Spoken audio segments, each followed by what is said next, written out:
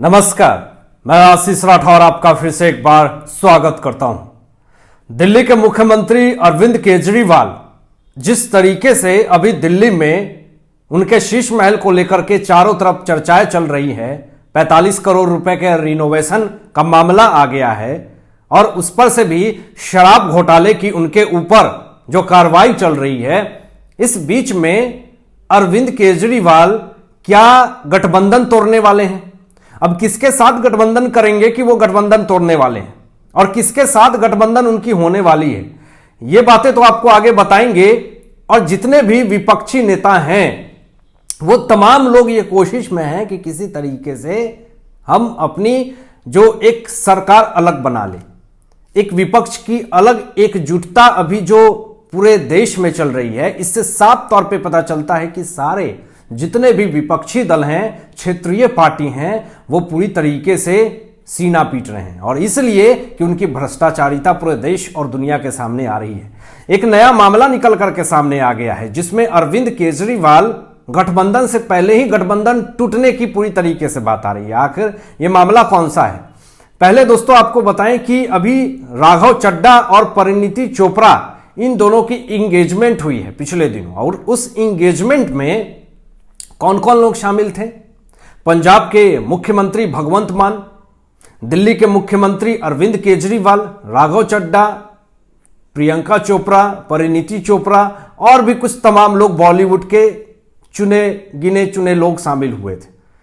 लेकिन उसी बीच में दोस्तों एक और चेहरा देखने को मिला। उद्धव ठाकरे के सुपुत्र आदित्य ठाकरे यहां पे घुस गए बीच में।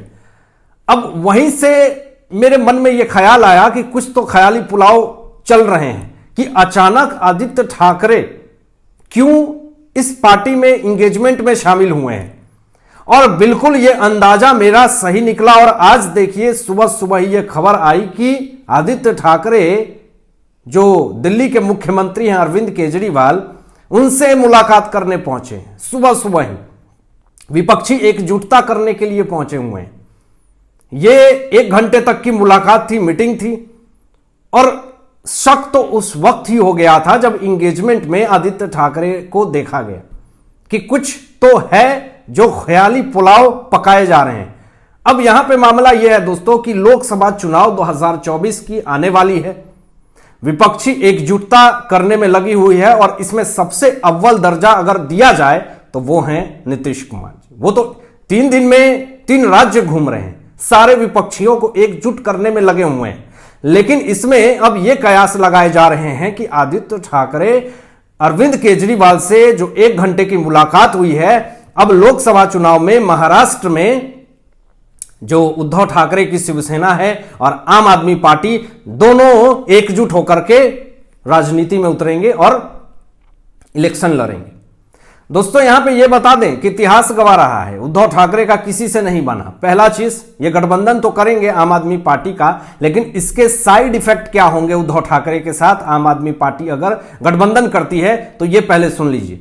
पहला चीज दोस्तों कि बीजेपी के साथ उद्धव की शिवसेना ने गठबंधन किया था और बीजेपी को यह कहा था कि हम आपको मुख्यमंत्री बनाएंगे। इतिहास में बता रहा हूं। लेकिन उद्धव ठाकरे ने क्या किया कि खुद मुख्यमंत्री बनने के चक्कर में एनसीपी और कांग्रेस से जाकर के हाथ मिला लिया। दूसरी चीज यहां पे दोस्तों यह हुआ बड़ा मामला कि उद्धव ठाकरे सिर्फ और सिर्फ अपने बारे में सोचते हैं, अपनी कुर्सी को बचाने के बारे में सोचते हैं। प्रकाश अंबेडकर, वंचित बहुजन अघाड़ी के नेता, उनके साथ फिर गठबंधन किया। वो भी सुनने में आ रहा है कि दोनों के रिश्ते जो हैं वो अच्छे नहीं चल रहे हैं। उसके बाद यहां पे यह भी देख लीजिए कि एनसीपी और कांग्रेस उद्धव की शिवसेना से सबसे पहले अलग हो गई।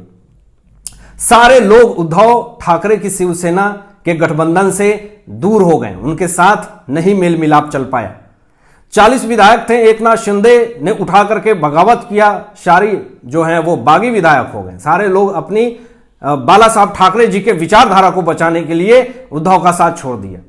तो ये सब के साथ इस तरह की वारदात किए, तो अब सवाल ये उठता है कि जो आम आदमी पार्टी अगर उद्धव की शिवसेना में जाकर के गठबंधन करती है और उसके लिए आदित्य ठाकरे जो आए हैं, यह गठबंधन पूरी तरीके से चलने वाली नहीं है, मटिया मेल हो जाएगी, टूट जाएगी। अब ये सारे विपक्ष दल अपने आप को बचाने के लिए क्या सारे लोग एकजुट होने की कोशिश कर रहे हैं? और कहीं ना कहीं दोस्तों जो बड़ा मामला ये भी आया, अब इस चीज को सुनिए कि जो अरविंद केजरीवाल जी हैं, इनको कांग्रेस भाव नहीं देती है, कांग्रेस पूछती नहीं है। अजय माकन जी ने खुद अरविंद केजरीवाल के ऊपर आरोप लगाया कि ये 171 करोड़ रुपए का घोटाला किया है, ये जो राजमहल बनाया है, शीश महल बनाया है, वो 45 करोड़ का नहीं है मामला, ये 171 करोड़ का है। इसके ऊपर भी प्रेस कॉन्फ्रेंस किया था अजय माकन जी ने। तो कांग्रेस तो ये इज्जत देती है अरविंद केजरीवाल को, लेकिन अरविंद केजरीवाल कर्नाटक विधानसभा चुनाव में प्रचंड जीत हासिल किया है कांग्रेस ने, तो उस पर ये बधाई दे रहे हैं, ये बधाई दे रहे हैं कांग्रेस को कि बहुत बहुत बधाई आपको कर्नाटक विधानसभा चुनाव जीतने के लिए कांग्रेस को। तो अरविंद केजरीवाल जी पिछले कुछ दिनों से कांग्रेस को भाव दे रहे हैं, लेकिन कांग्रेस थोड़ा भी नहीं पूछती है अरविंद केजरीवाल को। यह सवाल अपने आप में बहुत बड़ा सवाल है, लेकिन फिर भी अरविंद केजरीवाल मुंह उठा करके चले जाते हैं कांग्रेस का समर्थन करने के लिए। तो यह बात तो हो गई दोस्तों। और यहां पे आप मामला यह फंस रहा है कि लोग अब यह भी कह रहे हैं कि कर्नाटक विधानसभा चुनाव में जो जीत हुई है कांग्रेस की, इस जीत की जो सबसे बड़ी वजह है राहुल गांधी का भारत जोड़ो यात्रा। लेकिन कुछ लोग ये भी कह रहे हैं, जिसमें उद्धव ठाकरे, अरविंद केजरीवाल, ये तमाम लोग ये बातें कह रहे हैं कि कर्नाटक में विधानसभा चुनाव में अगर कांग्रेस जीती है तो अमित शाह और नरेंद्र मोदी जी की हार है ये। अब जरा ये सोचिए, ये सारे लोग नरेंद्र मोदी जी और अमित शाह के इंपॉर्टेंस को कभी नहीं समझ सकते हैं, चाहे वो अरविंद केजरीवाल हो, चाहे विपक्ष की कोई भी पार्टी हो, ये कभी नहीं इंपॉर्टेंस समझ सकते हैं। क्यों मैं ऐसा कह रहा हूं, मैं आपको बताऊंगा कि अमित शाह जी का क्या बयान आया जिससे सारे विपक्षी दल चुपचाप बिल्कुल हो गए। और ये एक एग्जांपल से आपको समझ में आ जाएगा कि भाजपा कितनी जरूरत है इस भारत देश के लिए। सबसे पहले दोस्तों लोग बता रहे हैं कि कर्नाटक विधानसभा चुनाव में कांग्रेस जीती है तो नरेंद्र मोदी, अमित शाह जी की हार कैसे हो गई। अगर सबसे बड़ी प्रॉब्लम है कि पंजाब और चाहे कर्नाटक, किसी भी राज्य में अगर कोई भी जीतता है तो वो क्षेत्रीय भाषा की वजह से, क्योंकि वहां की जो क्षेत्रीय पार्टी होती है वो क्षेत्रीय भाषा में लोगों से बात करके मामला सेट कर लेती है। अब गलती यहां पे हुई है कि भाजपा के कुछ नेता हो, विधायक हो, ये सारे लोग डिपेंड हो जाते हैं नरेंद्र मोदी जी पे, अमित शाह जी पे, जेपी नड्डा जी से।